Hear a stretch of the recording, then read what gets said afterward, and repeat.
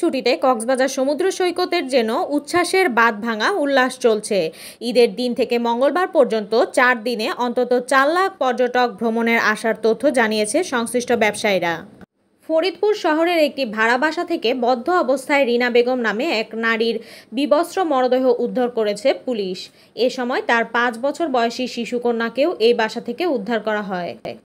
গাইবান্ধা সুন্দরগঞ্জে পারিবারিক কলহের জেরে স্বামী আব্দুল লতিফ মিয়ার হাতে স্ত্রী জনতা বেগমকে ধারালো অস্ত্র দিয়ে কুপিয়ে হত্যার অভিযোগ উঠেছে।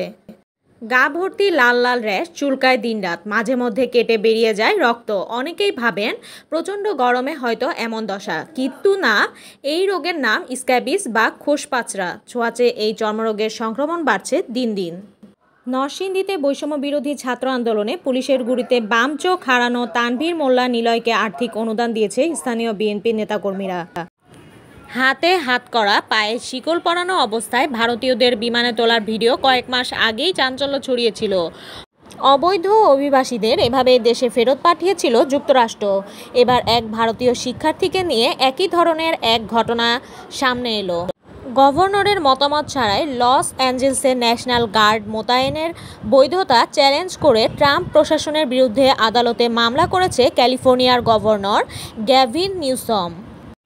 বহুল প্রতীক্ষিত সিঙ্গাপুরের বিপক্ষে ম্যাচের শুরুটা ভালো হয়নি বাংলাদেশের। 58 মিনিটে 2 গোল হজম করে বসে লাল সবুজের দল। তবে সেখানে থেকে ঘুরে দাঁড়ানোর জন্য দৃঢ় প্রচেষ্টা চালিয়ে যাচ্ছেন হামজা রাকিবরা।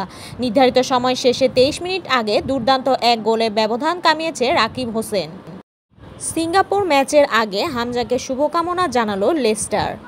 আপনারা এতক্ষণ শুনছিলেন সুরমা টিভি 24-এর আজকের শীর্ষ সংবাদ। উপস্থাপনায় ছিলাম আমি সুমাইয়া তাসনিম।